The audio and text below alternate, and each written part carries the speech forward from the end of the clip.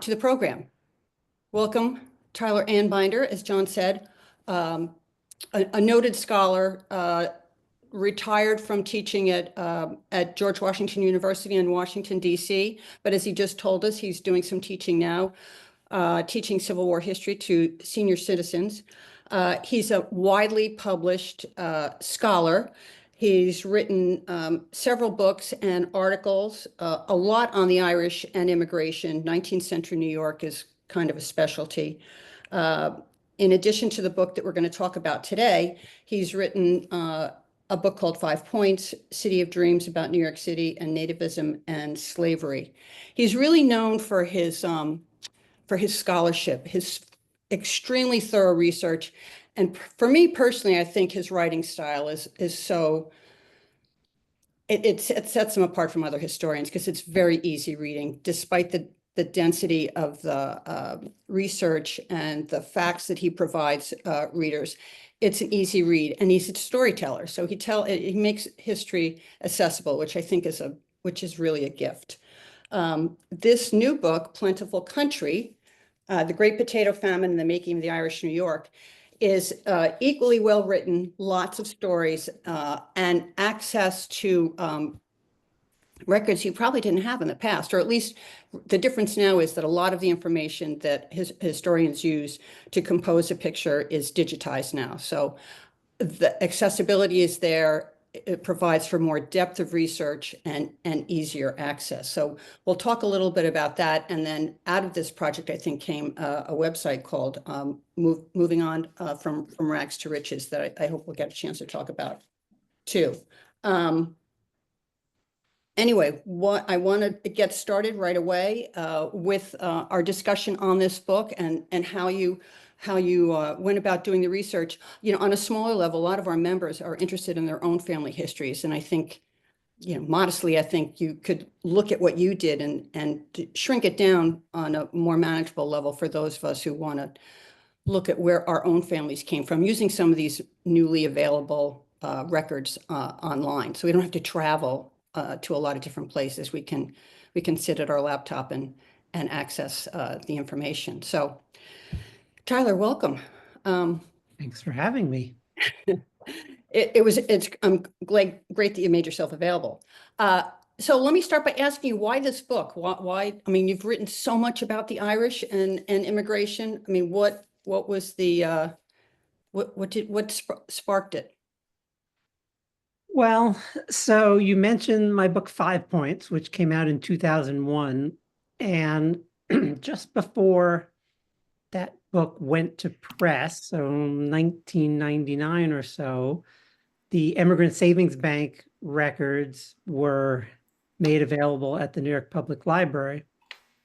And, you know, I had written my book on 5 Points, and I had kind of followed the kind of standard way that 5 Points was depicted, this place of abject poverty, and in particular, the idea that the people who lived in 5 Points were trapped in poverty due to, you know, coming to America with very little money, with very few job skills, trapped at the bottom of the socioeconomic ladder due to discrimination and things like that.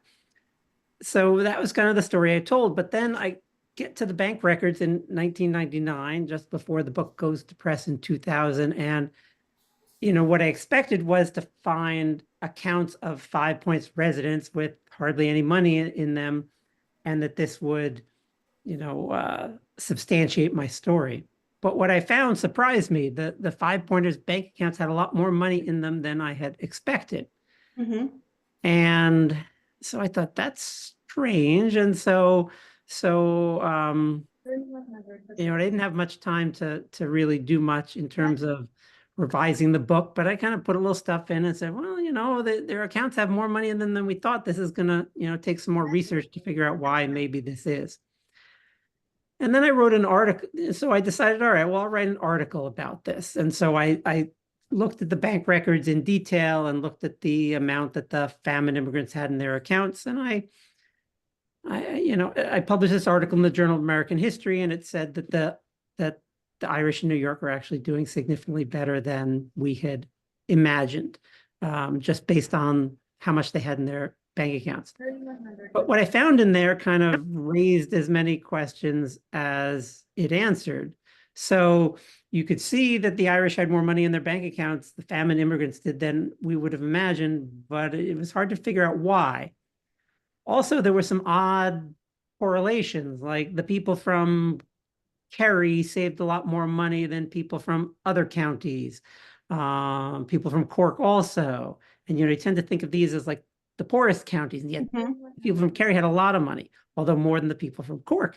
And then there were other weird things, like the people who were unskilled laborers, when they opened their bank accounts, had more money than skilled workers. And so that also seemed very strange, since the whole argument had been that the Irish did poorly because they didn't have skills. So, but, I had looked for that article, I looked at 900 depositors, a random sample of 900 depositors. And in order to figure out what these other things meant, why the Kerry people had more money, why the people from Tyrone had more money, it would take a lot more work. So in the back of my mind, I thought, well, maybe I could do a book on this someday, but I would kind of need a lot of research help. So I applied for a grant from the National Endowment for the Humanities, and I didn't think I would get it, but I did.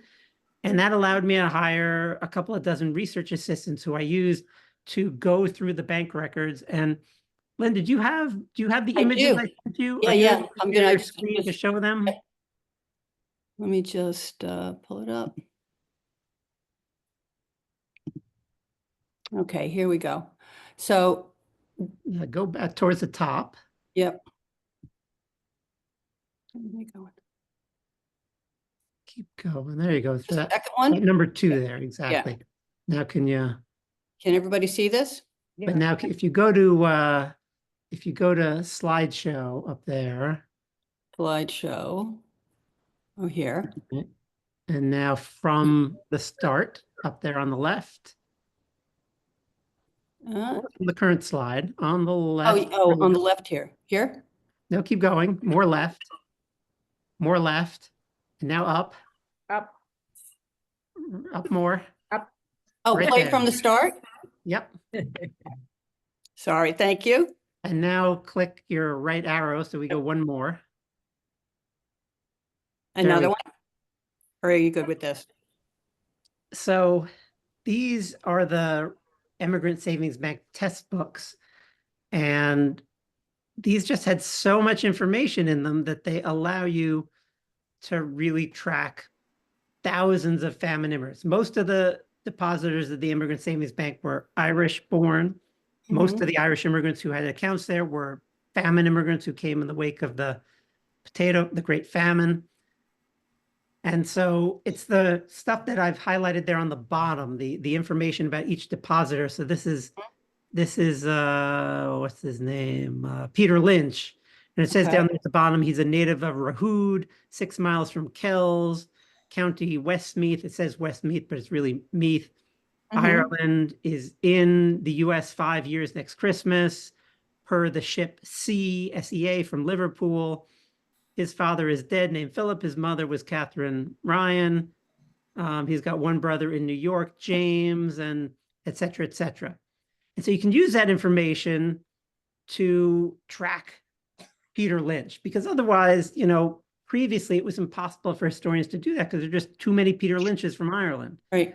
And you could even, and some of you are definitely genealogists in this bunch, I'm sure. And so, you could say, well, I'll only look at the Peter Lynches who are married to the same people with the same name as his wife, because the bank says he's married to Mary. Of course, Mary, that's bad. So there are lots of Peter Lynches married to Marys. And so it's impossible usually to tell, but you can use this information to track people in a way that wasn't possible before. And he's also listed as a laborer, and it gives a street address. It's his street address on the west side on Charlton Street. And so I was able to use that information to track literally thousands of famine immigrants, enough that I could tell the story of the famine immigrants writ whole by looking at the individual stories of representative immigrants. And so this guy, for example, Peter Lynch, I tracked to, of all places, Faxon, Minnesota. He worked as a laborer in a sugar refinery on the Hudson River for 10 years after his arrival, saves up more than $500, takes the money, buys a farm on the frontier in Minnesota. He has to clear the land himself and is a farmer there for the next 30 years, the rest of his life. And so you do that. I did that kind of several thousand times. And then those are the kinds of stories that the book is made of. The other interesting thing about that is too, I mean, there's an assumption that a lot of famine immigrants just stayed in the city, but some of your examples show that there was a westward movement out of the city, and that a lot of those migrants who continued out of the city did well. Some moved back, but your man, like Peter Lynch here, some of them fared quite well.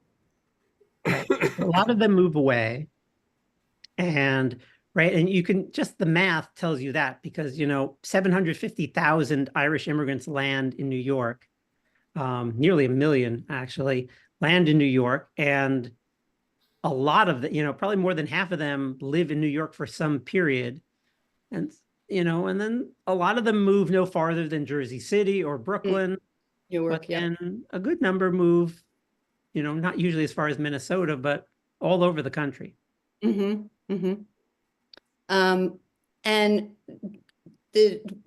you were working with the handwritten ledgers here.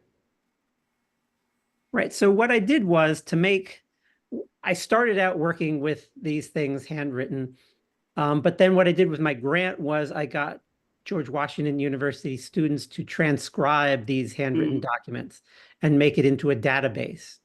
And in fact, for those of you who like that kind of thing and want to see the database, you can go to my website, which is beyondragstoriches.org, and look there. And I'll show you an example. Yeah, I'll show people that. Here we go. There it is. I apologize. The colors have gotten all messed up. The colors used to be beautiful, and unfortunately, the thing I used to make the site is now it's archaic, and I can't find anybody who can fix the colors. So I'm working on that. But everything still works. The colors just don't look right. Anyway, but yeah, if you see up here, it says on the upper right, it says the data. You click on there, and you can actually get the database, and that's all the Immigrant Savings Bank records transcribed into an Excel database. And you've got this grouped by occupation in some cases, right? I mean, I saw some of the records. There's two ways you can use the website. One is, so the website is meant for students and teachers, and there you can click on the curated document sets, and you can look at just the records of people.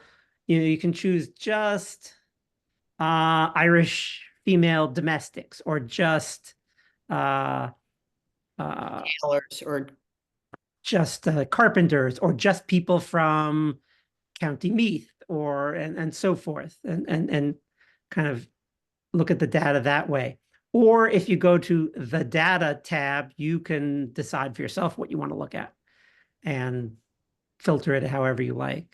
Okay, this is really helpful because when in talking to our members about this meeting today, they wanted to know if you couldn't get to the New York Public Library where these deposit books or test books are kept. Well, all this stuff is on Ancestry now. So if you have an Ancestry subscription, or you go to your local public library, most public libraries now have Ancestry subscriptions. You can look at this and see that. Now, Ancestry hasn't made a nice database of it the way I have. So, but you're welcome to use my database. That's why it's on there on the website. So either way, and so Ancestry organizes it, assuming you're a genealogist looking for a particular person.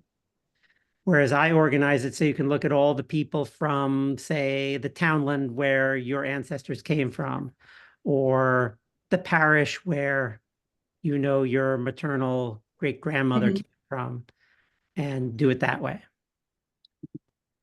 Okay.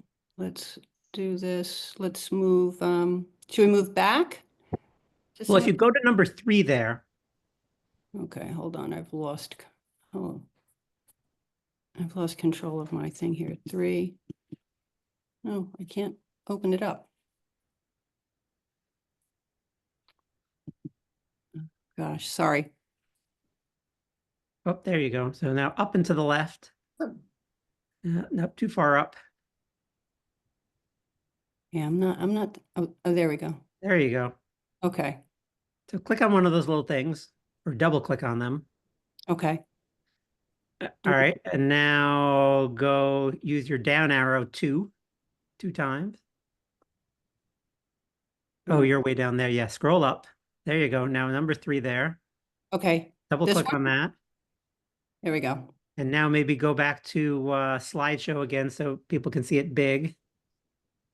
Yeah, that's perfect, right? Well, no, it's the one to, all right, that's good. Now This- down arrow 2. Okay.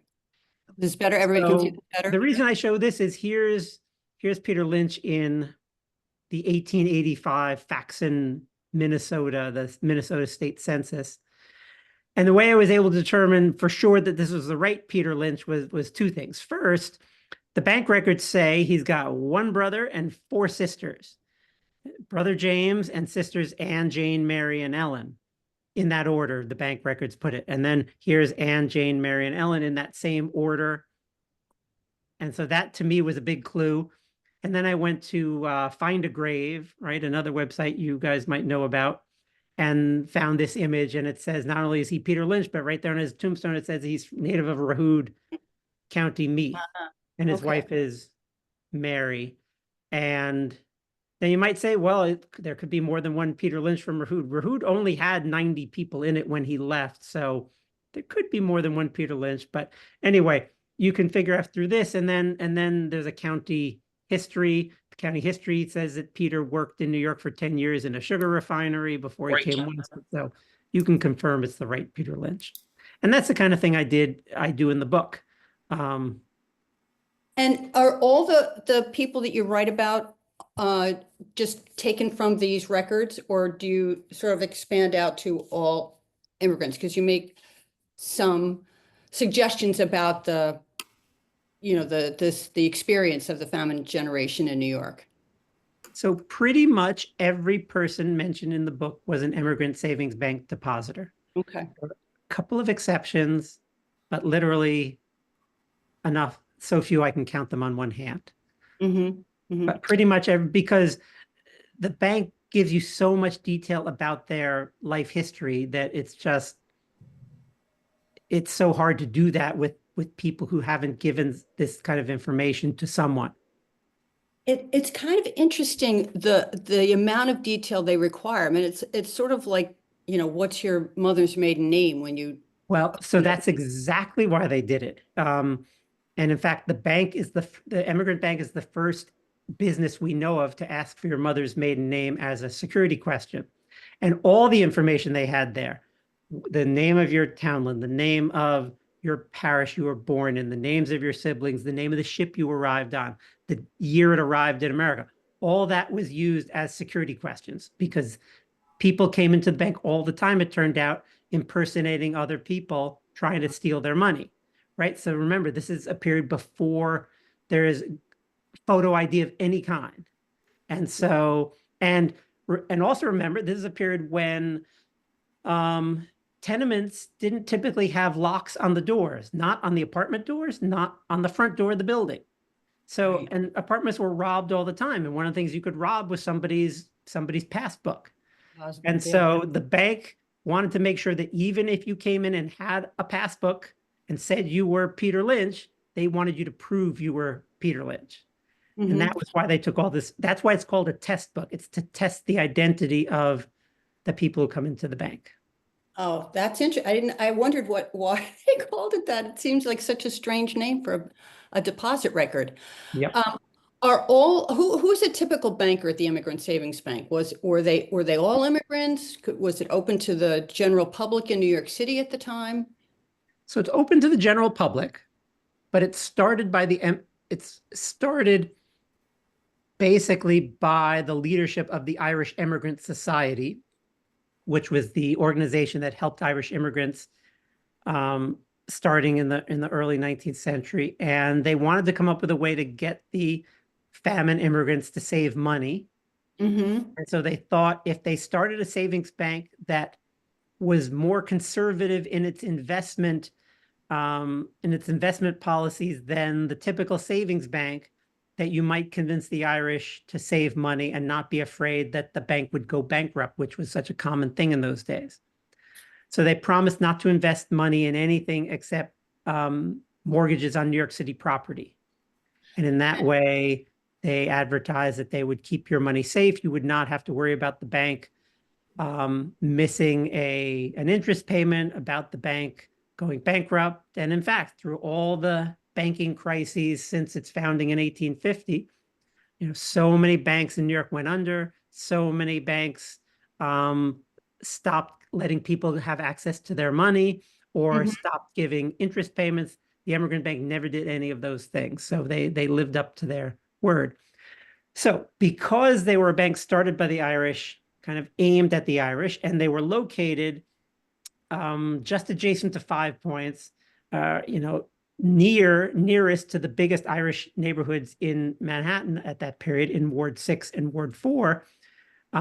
Their clientele was predominantly Irish, but not entirely Irish. There were, so typically they had customers from all over New York and Brooklyn who were Irish, plus customers who weren't Irish, typically who lived near the bank. So if you banked at that bank, you were either Irish and you might come from anywhere, or you lived near the bank and thought this was just a good place to save because it's convenient. So And about 75% of the depositors are Irish born. The rest, and maybe 10% are American born, and the other 15% are immigrants from other places. so American-born Irish, do you think, or just people in the neighborhood? And was it just the single branch? For the entirety of the 19th century, so their first 50 years, just the single branch on Chambers Street. Okay. Only in the 20th century did they move uptown and open a second location. Up by the library, the main. Well, eventually, but that was their a subsequent location. So that wasn't their second, but it was their subsequent location.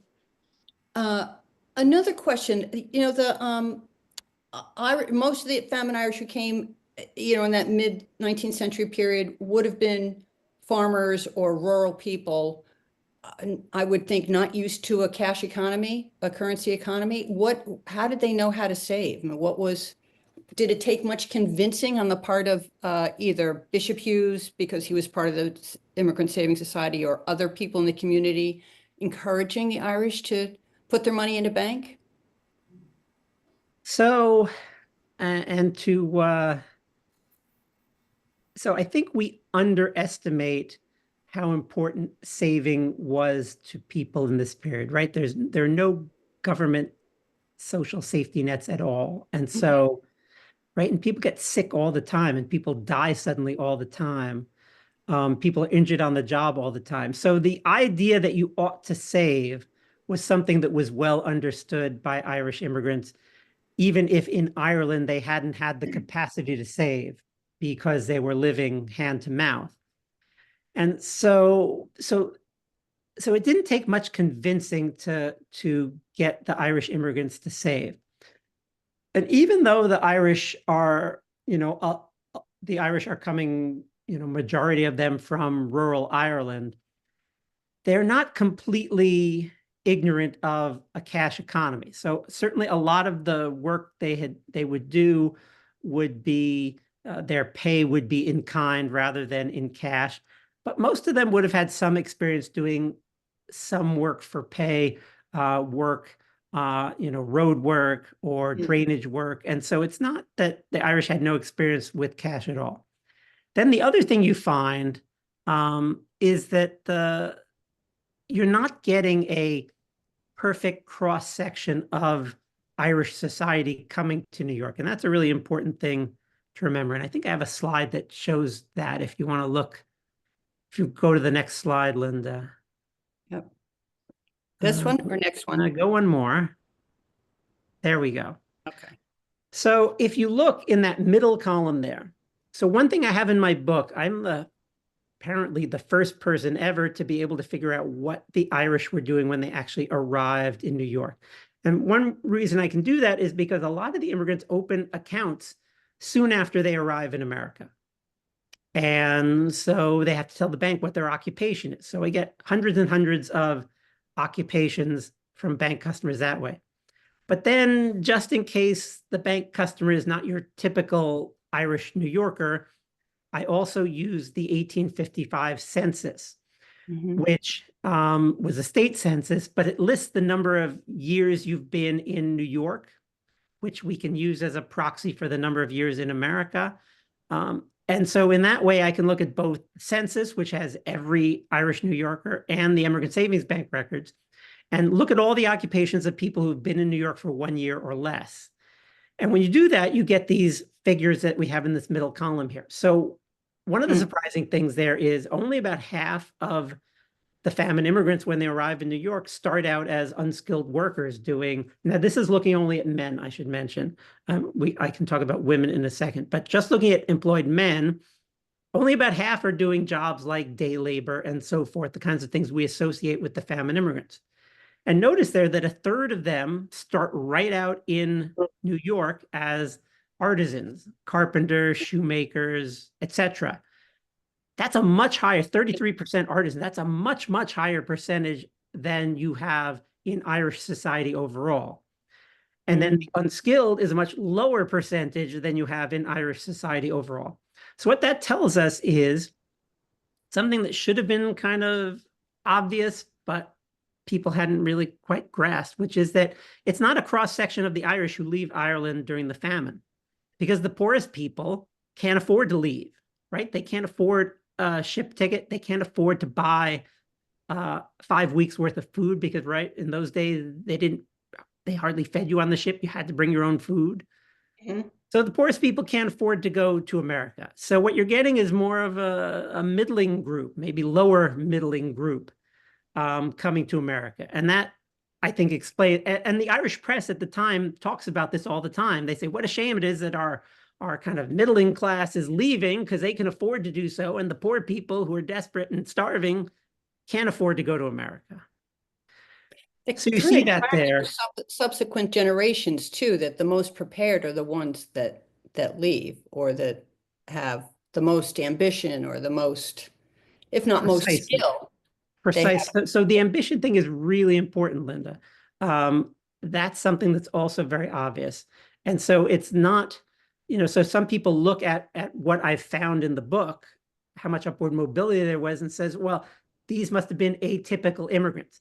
And I think the answer is no, they're not atypical immigrants, but they aren't just any old Irishmen. They are, the ambition, people who had the money to leave, or had help leaving, and the ambition to leave and leave everything they'd known and start new because they thought in America they could do better, and it hurt America's reputation as a place where upward mobility was possible. Yeah, that it's really eye-opening, these tables, because the assumption is with the famine immigrants that the famine hit such a wide swath of people that those that were getting out were either paid to leave, or some of them had to scrape together the money to get on the board ship. But it's really interesting. And then just the numbers of the business, 5% are business owners, but a third almost are business owners 20 years later. Right. So if you look at that column on the right, so I tracked people like Peter Lynch. And then I saw what their final occupation was. And this right-hand column shows that. And so farmers like Peter Lynch, I listed as business owners because really a farmer is, in a sense, a small business owner, right? They invest capital in their farm to buy the farm. So farmers who own their own farms are business owners. If you rented a farm, I didn't list you as a business owner, but 99% of the Irish farmers I found own their own land. It was very rare for the Irish to rent land as farmers.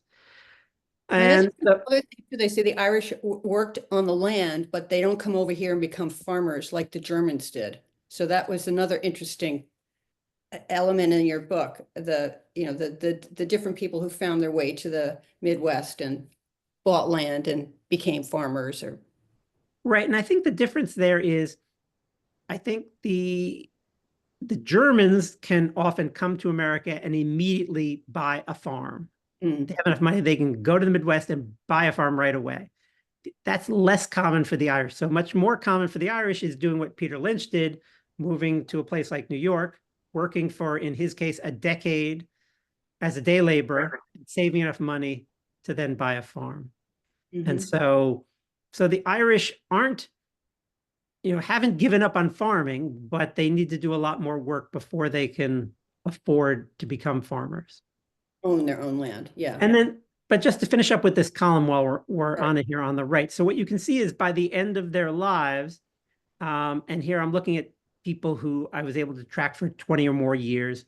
45% of them are kind of white collar of one kind or another,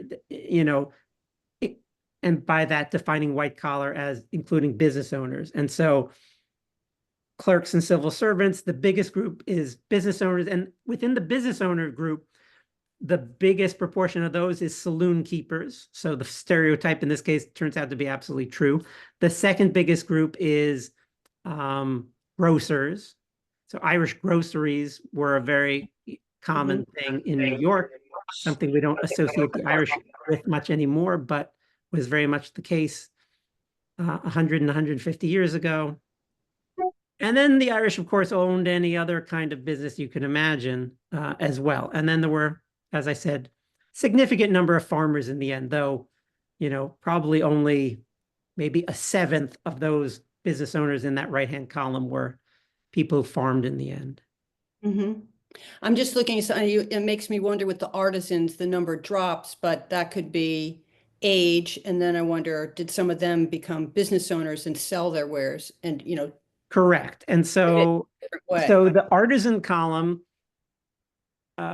is people who work for wages as doing their craft. So work for someone else as a work for a builder as a carpenter, work for a shoe retailer as a shoemaker, work for a clothing retailer as a tailor.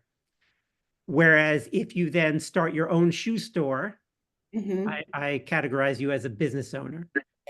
And it's pretty unlikely as a shoe store owner that you're going to still make your shoes, though some of them do. And I talk about some of them in the book. But more often, once you start being a retailer, you hire someone else to make the shoes because you take care of the customers. In front of the store. Yeah.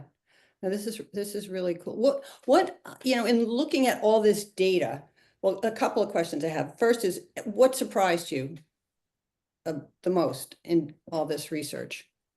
Well, what surprised me the most was how much upward mobility there was, because the story of the famine Irish as trapped in poverty and trapped as day laborers and domestics is something I had been, read in grad school and continued to read and taught for many years. And so finding out that the Irish were able to actually move up the socioeconomic ladder, in the first generation, you could say more the economic ladder than the socio ladder in terms of the way that native-born Americans treated them. But yeah, that even the first generation had much more upward mobility than we've imagined. That was by far the biggest surprise. And then the other thing is, I was really interested in the different data banks or sources that you used. The census data, obviously, there's the Immigrants Savings Bank, but Dunn's Business record, Dunn's Business Journal, or sorry, I'm getting it wrong. But Dunn's Business, rating the different qualities of the business. Anything else that you want to share with us? What were some of the different other sources? Pretty much everything I used. Newspapers, yeah. Well, I used a lot of newspapers, right? And often people working on Irish immigrants and the famine Irish had kind of given up on newspapers because there were so many people with the same name. You just couldn't be sure if the Peter Lynch you're finding in the newspaper is the right Peter Lynch. But these days, you know, with everything being online, I remember it's not so long ago, I would go to the New York Historical Society and they had a whole wall of directories, and I would go take one off the shelf and open it up and look for Peter Lynch, and then there'd be 20 Peter Lynches, and I'd write down all their addresses, and then I'd go to, and I'd try to figure out which one was the one I was finding in on a certain census page and see if that could be the same one as before. And now you can bring that stuff up in seconds on your computer screen, and it makes things so much easier. And as a result, you can just track more people. And so it's not so much that there's new things available as that things are at your fingertips. Mm-hmm. And right, I can look at all 100 Peter Lynches born in Ireland who live in the United States and are about the right age as the Peter Lynch I was looking for. I can pull all their census pages up in a minute, whereas it would have taken me several days to go through the microfilm to find them before. And so that kind of stuff just speeds the process and makes this kind of tracking easier. But the R.G. Dunn records are really fascinating. If you have an ancestor or someone you're researching who owned a business, these records are in Boston at the Harvard Business School Library, and you know, Dunn sent people around to every business and they judged the credit worthiness of the business owner. And so, and it's interesting because they get some hard information, they get gossip from the neighbors, it's all sorts of interesting stuff. And so, as Linda's pointing out, I get great material on that for all sorts of the people I talk about in the book. Yeah. Yeah. One of I can't remember if you used it with the Killybegs community, the way you track that community using all the different resources was really interesting. It read like a little novella. Yeah, this is what I talk about in the book is that a hugely disproportionate number of peddlers in New York were from not just from County Donegal, but from the Killybegs area of Donegal, Right. and how these Killybegs peddlers kind of stuck together. And so one would come over, and once they became successful, they might become a retailer, and then they'd sell stuff to the new Killybegs immigrants so they could become peddlers, and they would often lend them money because the immigrants often came without enough money to buy their first stock of goods.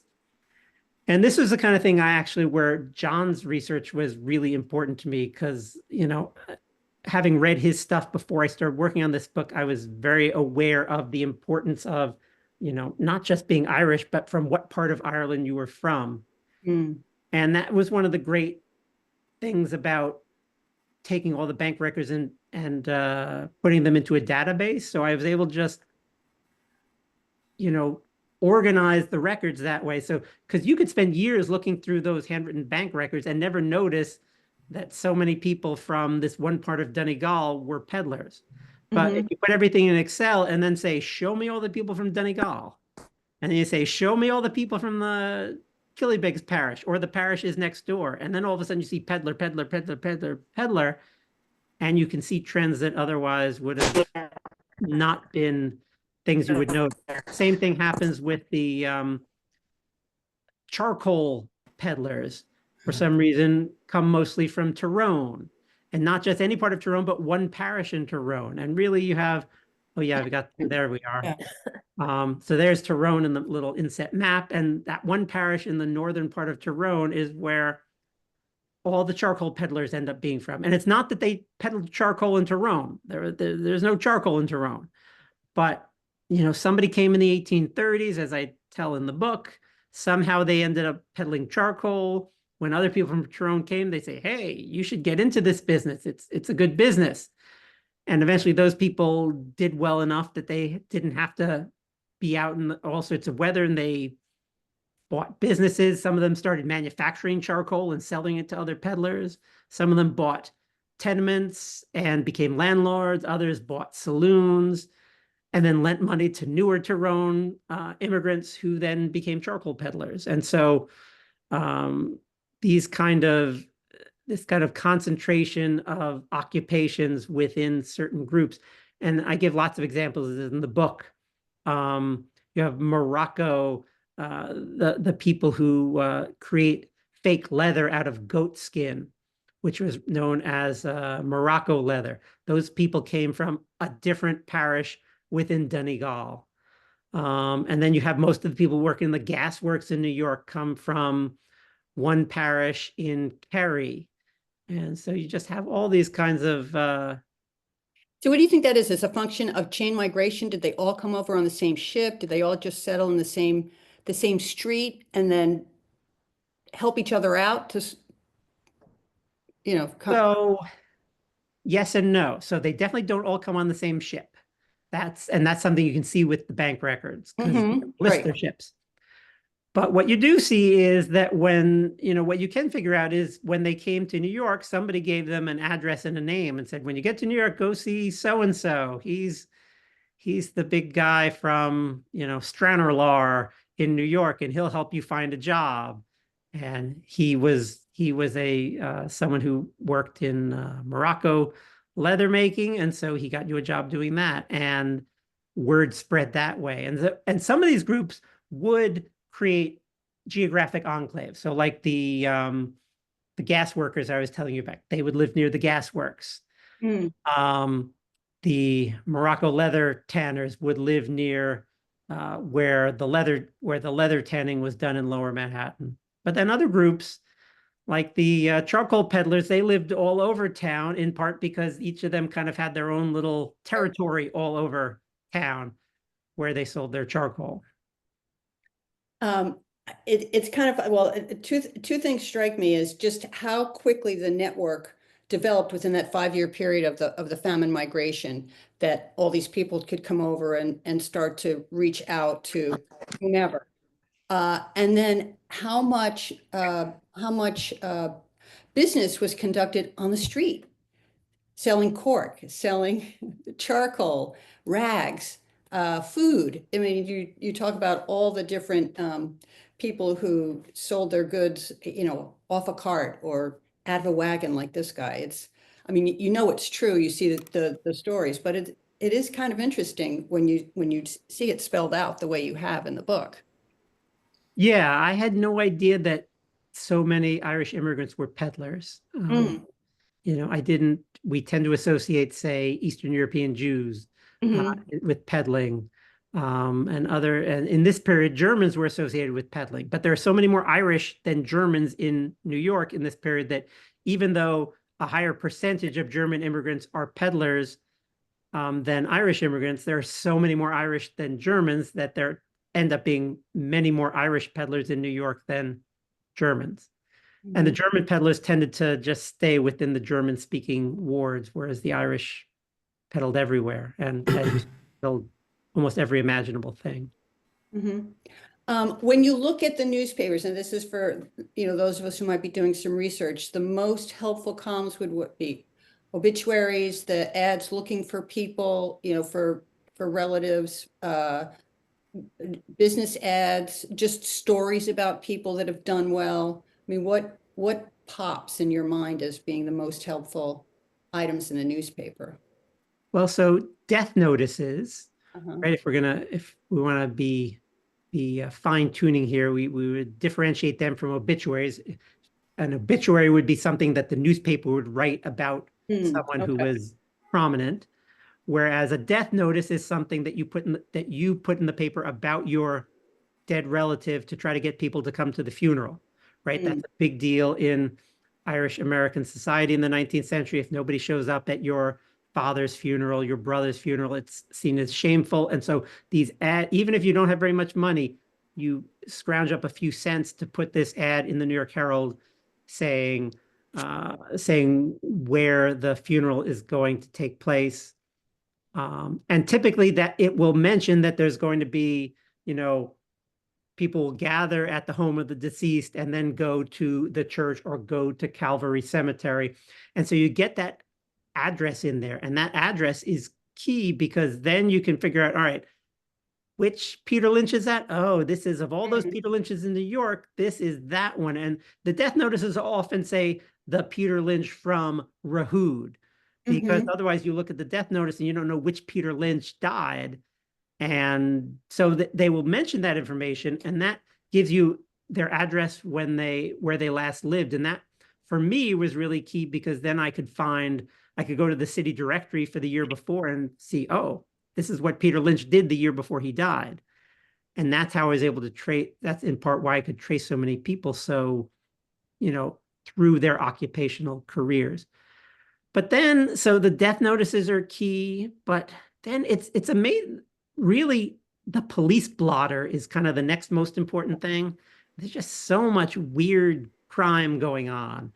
And and also because the crime Give it. blotter was so interesting to people, they would go into great detail. So it would say, it would give a person's name and where they were from and what their occupation was and their address, and they would just go into great detail. And, so the book is full of people's run-ins with the law of one kind or another. And, just so many odd things, like one guy getting his, attacked by a guy with a meat cleaver, and the guy chops off his ear. And the way the story reads, you think the guy's gotta die. I mean, he's like wounds all over his head from a meat cleaver. But then I found the guy 20 years later and he's still alive and kicking in New York. So you never know about these things. And then the political columns are probably the next Mm. most useful thing, because often with the political columns, you end up seeing the patronage network and how important that was for the Irish in their upward mobility, like getting, some of these jobs seem very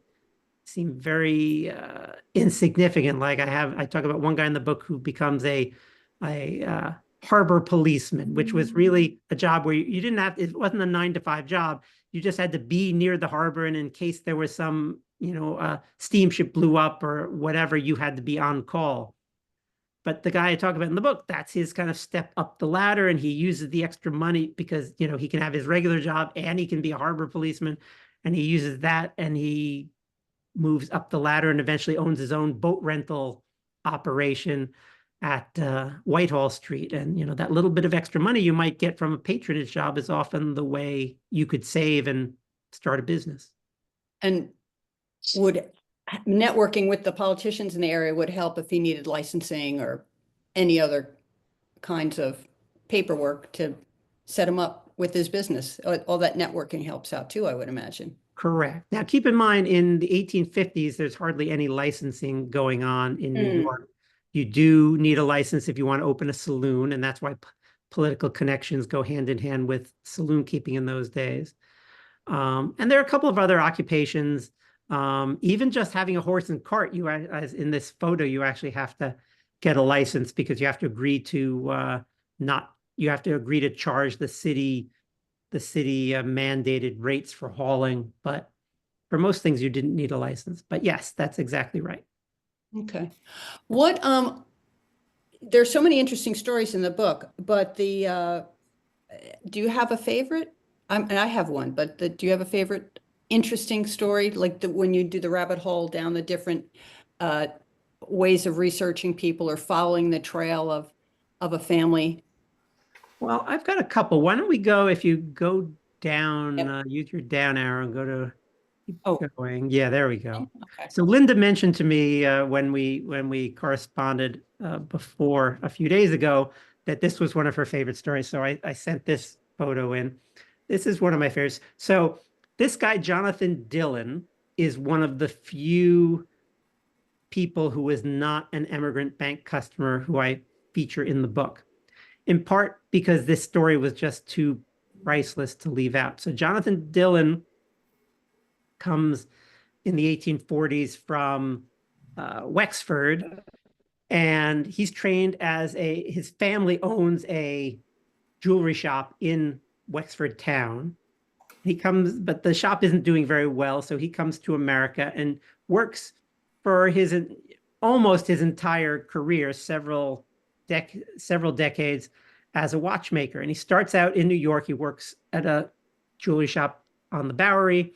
Then during the Civil War, for some reason, he moves to Washington, D.C. and gets a job at a fancy jewelry shop on Pennsylvania Avenue. And one day in April of 1861, who comes into the shop but Abraham Lincoln with his watch that needs repair. This is just after he's been inaugurated as president. It turns out that the owner of the shop, like many people in Washington, were pro-slavery. And they wanted, and although they took in the watch, the various watchmakers who worked in the back room repairing watches wanted nothing to do with Lincoln's watch. And so, but Jonathan Dillon was the only watchmaker in the shop who was supportive of the Republican Party. So he said, I'll fix the watch. And so he does his repairs. And then he decides the day the watch is finished is the day Fort Sumter is fired upon. And that's going to inaugurate the Civil War. And everybody in the shop is all in a tizzy because this means war. And Dillon decides he's going to commemorate the fact that he has Lincoln's watch on the very day war has started. So he writes, I don't know if you can see it on your screen there, but he signs his name in the watch. He etches it in there on the inside of the watch. He writes Jonathan Dillon, April 13th, 1861. Sorry. Oops, go back. Go back. You can just use your arrow, your up arrow to go back. And he says, Fort Sumter was attacked by the rebels on this day. And he closes up the watch, hands it back to the shop owner. Lincoln or somebody for him comes, picks it up. And the war goes on, the war ends. Dillon moves back to New York. He's a watchmaker for several more decades. He tries his hand several times at running his own watch shop, but those don't do very well. So he goes back to being a watchmaker as an employee. And he does that for most of it. He lives a long life. In the 1880s, he retires. He moves to Westchester with his wife, who is a former opera singer. But he's a garrulous old man, and he loves telling the story about Abraham Lincoln's watch. I inscribed this message. Nobody knows it's there except me. Now what happens is he's called for jury duty one day. Now he's old. He doesn't have to go to jury duty, but he loves an audience, and so he goes to jury duty anyway. And he's there in the right around where the courthouses are now in Lower Manhattan, in one of those buildings. And he's regaling the other jurors with his stories, including the one about how he wrote a secret message in Lincoln's watch. And there's a reporter there for the New York Times, the court reporter, and he runs a little story about this. And who reads the story but Abraham Lincoln's son in Chicago? Abraham Lincoln's son says, I wonder if this is true. So he takes the watch and he brings it to a Chicago watchmaker and he says, open this up and see if this story is true. And the guy opens it up and says, yep, it's true. Not only that, somebody else wrote something in the watch. And it turns out what you see there in the middle of the watch there where it says L.E. Gross. So Lincoln brought his watch in to get repaired again. You can see there in 1864. And this time Dillon was no longer there. He was back in New York. And so a pro-slavery watchmaker who was actually a German immigrant opened the watch and saw what Dillon had written. And so Gross signs the watch and this time writes Jeff Davis. See that on the bottom there? Jefferson Davis, the Confederate president, writes his name in the watch. And so even Abraham Lincoln's watch became a battleground of the Civil War. And it was closed up. And so the watch eventually goes to the Smithsonian. And so Dillon's descendants have heard this story for decades. And finally, one of them, around the time of the, what are we talking about here? 200th anniversary of Lincoln's birth in 2009, get the Smithsonian to open up the watch to see if this is true. Now, we know Abraham Lincoln's son knew it was true, and they open it up to great fanfare and on live TV, and the story is proven true. So that's one of my favorites. Another of my favorites, turns out a little differently, is this hat maker named Johanna Boyle. She had worked as a hat maker before she got married. She actually lived in Albany before she moved to New York and married an Irish immigrant from New York. She's a really good hat maker. She opens up a she and her husband open a hat making shop, and it becomes very popular because they save thousands of dollars, the equivalent of many tens of thousands of dollars, really hundreds of thousands of dollars today in their immigrant savings bank accounts. In fact, they have accounts all over New York because, in the days before deposit insurance, you didn't want to keep all your money in one bank because if one bank went under and you had all your money in that bank, you'd lose all your money. So they had accounts in 10 different banks, and had several $1,000s there, the equivalent, like I said, of more than $100,000 today. When Johanna when Johanna's husband dies, though, because of the laws in this period, he's able to will some of their money to his siblings. She has no say in this because under the laws of New York, when they opened their hat business in 1853, everything a woman earned was the legal property of her husband. And this especially became an issue because they had a child, a single daughter, and when then the father also died, he put all the money in trust and said the daughter couldn't have the money until she got married. But here she is in her 20s and she's not married and she has no access to the money because the trustee of the trust was her apparently mean uncle. And according to the will, the uncle would get all the money if she never married. So the uncle is holding on to the money and she goes into her, what then is a very long time, almost age 30 without getting married. Finally, she actually marries another child of famine immigrants who himself was a trust fund baby, and they get married and they live quite comfortably on their trust funds. He owns a haberdashery on Broadway and a country house in Far Rockaway, which I thought was particularly interesting. And they spend their summers in Far Rockaway in the country house on the beach. On the beach. So, and that's another of my favorite. But it shows how contingent. You could be a woman and a great business person, but the men in your life controlled your finances. Now, New York State eventually changed this law in the end of the 1850s, but when she sued to try to get this money out of the trust, the courts ruled that because her business was started before this married women's property law was passed in 1857, that the old law applied and that she couldn't have access to the money. That's ridiculous. It was ridiculous. This is great. It's kind of fitting that we end one of your stories on a hat maker since it's Derby Day. She would have been very busy this season. And I think I'd like to stop here and open it up to our guests, our members. If anyone has a question for Tyler, I mean, that was fascinating. I urge you all to get this book. There's so many stories, fascinating stories, and then just the use of resources is phenomenal. So,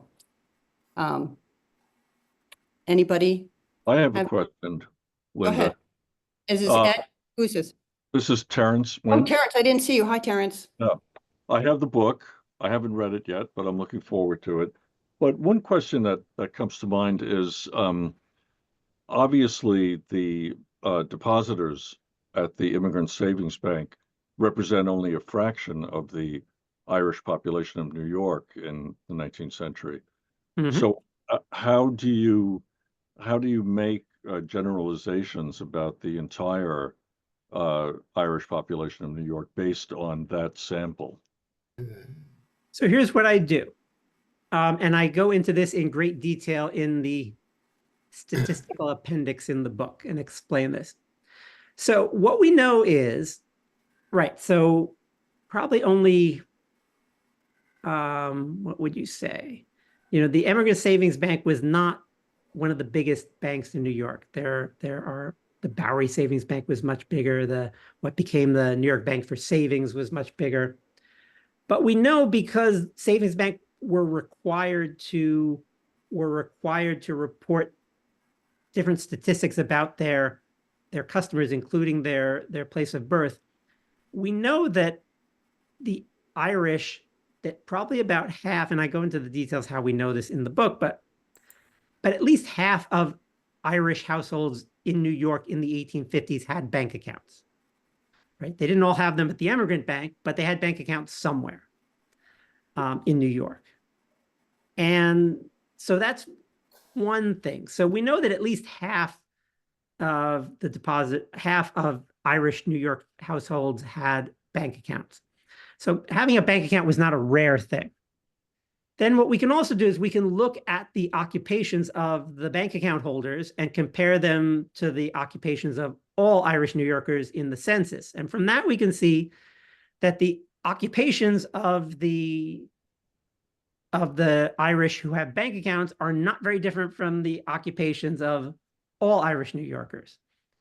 And so from that, you can be even more secure in thinking that the Irish who have bank accounts aren't so different than the overall Irish population. Now, you might say, well, maybe these are the successful half, and that the half that don't have bank accounts are the unsuccessful half.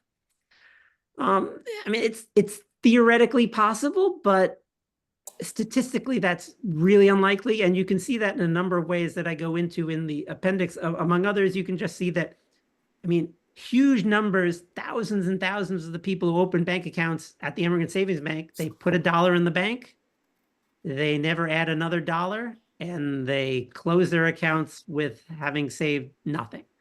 And so the bank has thousands and thousands and thousands of poor depositors who don't climb the socioeconomic ladder at all, right? If you look at the book, you'll see this in detail. You know, I emphasized for this talk the surprising fact that, you know, or I didn't mention this, I guess, talking to you guys, but if you look at just the people who start out in New York as unskilled workers, as say day laborers, about 40% of them rise higher up the socioeconomic ladder. But that means 60% never rose any higher. And yet you can look at the bank accounts of those people, and that still tells you a lot. So again, the details are in the book, but the fact that the occupations of the bank customers are very similar to the occupations of all Irish New Yorkers, which we know from the census, the fact that there are so many poor depositors who never save any money. So this is not just successful people. And I've talked about some of the successful people in the talk because, you know, we tend not to know about them. So I think they're more interesting. But the book is full of lots of failures, lots of people who failed because of sickness, because of drunkenness, because of bad luck, going into a business that was, you know, on its way out instead of on its way up. And so, but yeah, that's a question I have to answer all the time. But look at that the way I describe it in the appendix. And if you have more questions, feel free to email me and I can go into more detail. Okay, thank you. Just one other question. Policemen, how sizable a fraction of the Irish workforce were they? So they are significant. There are thousands of Irish immigrants who become policemen. Absolutely. Yeah. What's notable is if you look at the bank records, the people who had the most money in their bank accounts among Irish immigrants were doctors first, lawyers second, saloon keepers third, policemen fourth. Really? So surprising to me. Now, that doesn't mean that these people ended their lives as policemen. That means that when they opened their accounts, they were policemen.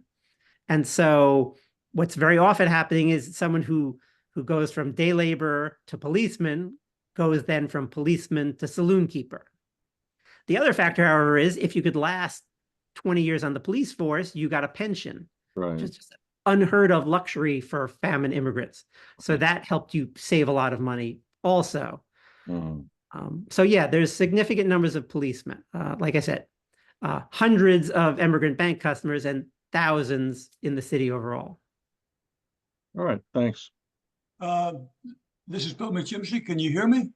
Okay. I can. Okay, good. I was very interested in your finding from the data that you conclude that more than was known before of the Irish in New York got their money together and bought land in the frontier. And it was always thought that only the Scotch-Irish did that. They all came to America and they went right to the frontier and got cheap land, lots of land for a pittance. But D'Arcy McGee, who was probably one of the greatest scholars from Ireland, came with a price in his head to New York, and he was proposing that, exactly what you were saying. But it's always said that he was unsuccessful. And Bishop Hughes challenged him and gave him such a hard time he couldn't survive in New York. So he left town and he went to Canada and he ran for office in Montreal, and he was elected in French Montreal as the representative. But again, he was controversial. He started to network with the Orangemen in Ontario, and together they concluded that D'Arcy would be able to sell the French Canadians to stay under the crown and not separate. They were almost certain to separate, but they said, D'Arcy, they'll listen to you because you're an Irish rebel with a price on your head. And if you're saying it's better to stay in Canada, keep Canada one country, they'll maybe believe you. They did. They believed him. He would have become the greatest prime minister probably in Canadian history, but Fenian blew his brains out in Ottawa for networking as the way he did. So he was quite the character. But I'm interested in what you concluded is that he was successful in New York and Bishop Hughes thwarted his efforts. That's a great story. Yeah, I knew the outlines of that. I didn't know how it ended. That's that part. But yeah, to get to your initial point, there's lots of, one of the things you see is that so many of these famine immigrants they have a savings goal. And once they reach that goal, they close their account, they take their money and they move someplace where they can afford land. Now, the most popular places to move to where you could afford to buy land was Brooklyn. And the second most popular place was Jersey City. So they're not necessarily going very far. Okay. Then there are people who go to Canada. There are people I talk about in the book who go to Australia. But the other thing that I found really interesting was, so the first most popular place to take your money and buy real estate was New York. The rest of New York State outside New York City. The second most popular place was New Jersey. But the third most popular place to move was, of all places, California. I had no idea that would be the case. But thousands and thousands of the famine immigrants left New York for California. And this gets back to what Linda was talking about at the beginning, the ambition of these immigrants. Because if your goal is to strike it rich, when you're coming from Ireland, New York seems like the place to go. When you get to New York and you see the realities, it's harder than you think. But if you're not doing quite as well as you want in New York, California seems like the real place to go, because there's so much opportunity there. It's so underpopulated. So many New Yorkers go there, make a lot of money, and come back to New York and brag about their wealth. And so it's a hugely popular place to go. And you get famine immigrants who become miners, but much more often they go to sell stuff to the miners. They become business owners in San Francisco. They become ranchers in the Imperial Valley. Anything you can do in California, the famine Irish did there, often after saving up by settling first in New York. This is Judy Campbell. Hi. I have a New York City famine story for you. And this is my own genealogy work, and I've used a lot of these tools to develop this. But I had my Campbells actually came from Cavan into New York a little bit pre-famine 1840, but they were really famine type immigrants, and they ended up they had been involved when they were in Cavan, best as I can tell, in some of the Daniel O'Connell work, which actually showed them how to save, because Daniel O'Connell wanted them to donate. And if each person, no matter how poor they were, donated to the cause of in this instance, Irish Catholicism being available, but donated to the cause, they then felt ownership in what happened. But it was the first opportunity for a lot of Catholics in Ireland to donate to something, and that was a savings. They would give it to him and it would be saved and then it would be used later. That's just a little preamble. But anyway, they come to New York. They end up, these Campbells end up, they developed a little money. They weren't actually paupers when they came, but they were, and they opened a bar, a drinking establishment. But that was also part of the O'Connell world, because the drinking establishments were where all of the politicians met and formed their organizations and formed their groups. And so sure enough, one of my Campbell, one of the sons of this Campbell family that has this bar, decides to get involved and goes to the state Senate in New York and becomes a member of Tammany Hall and works his way up through, New York City democracy, and ended up getting elected to Congress from the Lower East Side. So his name is Timothy John Campbell, and he's a little bit notorious. But the interesting little story about him that I thought you'd be interested in is that one of his campaigns, Al Smith was a 16-year-old, and that was where Al Smith learned politics. And so, and it's all in the Lower East Side. It's all, in the research I've done is all very much all of these famine people who were living in the Lower East Side, and they were learning to be middle-class people and earning to, and looking to be involved in the politics, and how would the politics get done. And if you look at some of that early Tammany Hall pieces, that was the Irish helping the Irish. And what they were doing was they would gather money together and help some of the others and make sure they could get them to the polls, because they had learned from Daniel O'Connell that if they could get everybody involved and to vote, they could end up taking some control of their environment. So I just thought I would kind of throw that out because it's such a famine story. So Great story. isn't that a good story? Yeah. And Timothy John ended up being quite notorious because he evidently told Grover Cleveland, "What's the Constitution among friends?" So he'd probably fit in. He'd probably fit in today's environment. But he ended up he died a pauper. He took care of the people on the Lower East Side for a long time, and he didn't really, as much as Tammany was full of graft and all that kind of stuff, he didn't end up showing any evidence that he'd participated in any of that by the time he died, and he still doesn't even have a gravestone in Calvary. So. I have a question about the consequences of the famine immigrant experience in New York City, which in general, from what I've read, including your book, was very positive.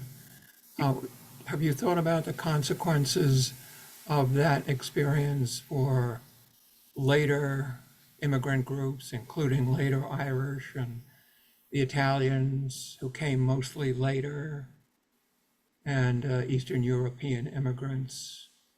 Is there any meaning in the famine immigrant story for them? Well, is there meaning in the famine immigrant story for these other groups? Well, I think there is, in the sense that the subsequent immigrant groups, when they came to New York, they saw the success of the Irish as proof that they could succeed as well. And they really made it a point to, in a sense, make the Irish their role models and their mentors. And you see this, you see it very much on the Lower East Side, as the woman was just alluding to, and right, because eventually the Irish congressman there will be replaced by Jewish congressmen or Italian congressmen, and those groups definitely saw the Irish as role models in how to succeed, both by how to succeed using the political system, but also how to succeed by what would be the right term? by using their ambition and especially by starting their own businesses. So, immigrants always start businesses at a much higher rate than native-born Americans. And those subsequent groups that you mentioned saw the famine immigrants and knew this, learned the stories of how discriminated against they were and how hated they were when they arrived, and yet saw their success and used the examples of both self-employment and using their numbers to gain political power as role models for how to succeed. And so I think that's the biggest influence that the famine Irish had on the later generations. The second generation, the children of the Irish immigrants, the famine immigrants, follow the pattern of their parents in terms of opening savings accounts and that type of thing?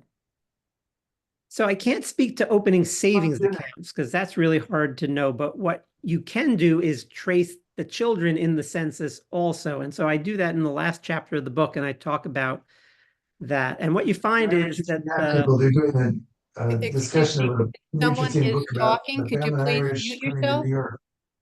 Oh, so there you go.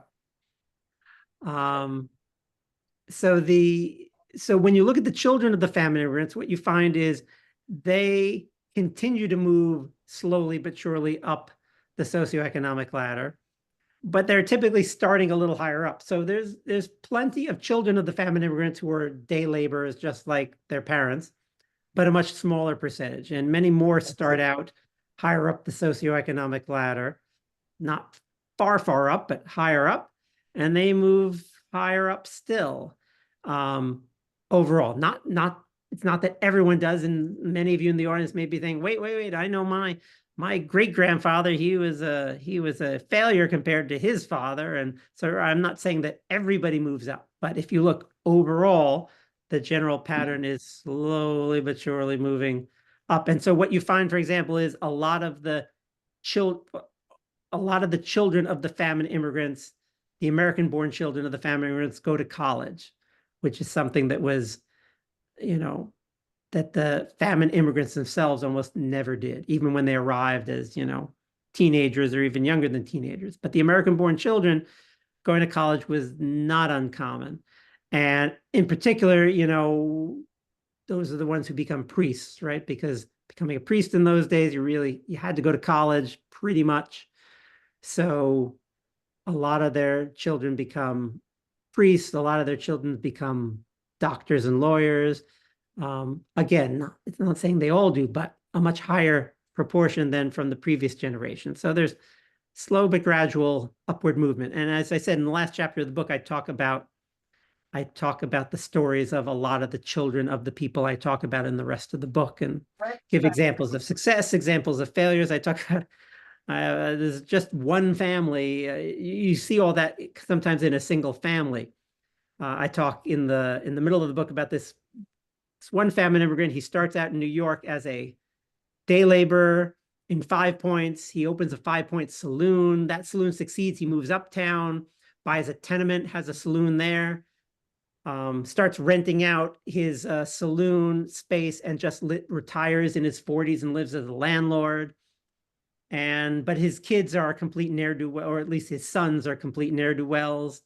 And there's all these stories in the press because they literally fight at his deathbed over the $10 in his pocket that he's given to his daughter, who's a widow. And it made a big scene and made it into the press. And they had been in and out of jail their entire adult lives. And so it's not always upward mobility by any means. And then I talk about another guy who moves to California, and he's a miner and kind of struggling miner and shoemaker. And his kids, one kid becomes a state senator, and another kid ends up spending his life in San Quentin because he's a murderer. And so you have, all kinds, let's put it that way. But the stories are really interesting, and a lot of them are in the book. Thank you. Anybody? Janet Nolan talks about the daughters of the domestics who not few, if any, go into domestic work themselves. They go on to become teachers or white collar workers. So Right. very a little bit later, but to your point about the slow movement upward. Absolutely. Anybody else? I mean, we're at Tyler, could you Tyler, I have a give the question. address of your website once more, please? oh yeah. The website address. Sure, it's Beyond Rags to Riches, Yeah, all done as one word, beyondragstoRiches.org. okay. Easy to remember. Good. Yeah. Yeah. May I ask a question of local geography in New York City? Sure. Anybody in the audience here? I live out here on the West Coast. I live out here in Washington State. So I'm very disadvantaged when I read about locations. And I look at the maps, but I have a great-great-grandfather, Patrick Dunn, who was a saloon keeper. He was one of the Famine Irish. I know very little about him. I can't find him. He was born in 1819 and died in 1855. But I can find the records of the sale of his property. And he had a retail and wholesale establishment. And this is the question. It's on the corner of 9th Avenue and 29th Street. That means nothing to me. Is that location important? Wholesale and retail establishment was up for sale after he died on 9th Avenue and 29th Street. Right. So that would have been, so there were lots of saloons on 9th Avenue. I talk in the book about one saloon keeper who had almost a dozen saloons, almost all of them on corners on 9th Avenue. So, so I don't think 9th and that cross street is particularly significant, but the fact that he had a corner, that was a good location. You get traffic from two directions. And the fact that he already owned that property speaks to his success. I can't find much about his name's too common, Patrick. Yeah. Patrick Dunn. But he had a lot of money because he bought a lot of his family, that his children owned a lot of property. At least they moved around from address to address, and it was property that was owned, not rented. So I'm assuming he made some money in his, anyway, the question was just about the address. Thank you. Tyler, at that time, the 9th Avenue, 29th Street, it would have been far on the west side. The docks, the piers weren't up that far from Lower Manhattan yet, were they? I don't know if the No. proximity to the waterfront had any Probably advantage as a saloon keeper. So No, but by that time, that's an area where tenements are proliferating, and so the guy I was mentioning who became the landlord from 5 Points, John Lane, that's exactly where he buys his tenement, is in the West 20s, and starts and has his own saloon at first. And so that was a very popular place, especially for immigrants who couldn't afford to buy a tenement in a more populous, more expensive Lower Manhattan neighborhood. They'll buy one in Upper Manhattan, seeing the march of the city ever northward up Manhattan. They knew that, that was a good investment. Okay. Well, thank you so much. We've kept you a little longer than anticipated, but it was really fascinating. Thank you so much. Good luck with the book. Are you working on anything now? At the moment I'm not. I've got, in fact, right in the other room there are my two grandkids, and so now that I have grandkids, I have less incentive to write these days. So I'm sure I'll write something else, but I haven't quite figured out yet what it's going to be. Oh, that's great. This is a great book. Thank you so much for spending this afternoon with us. Thank you. And Sure. Thank This is my perfect audience. okay. Thank you. Yeah. Okay. Thank you so much. Thank You're you. welcome. Thanks for having me. All right. Bye. Wonderful. Bye now. Yeah. Go buy your book. Yes, buy the book.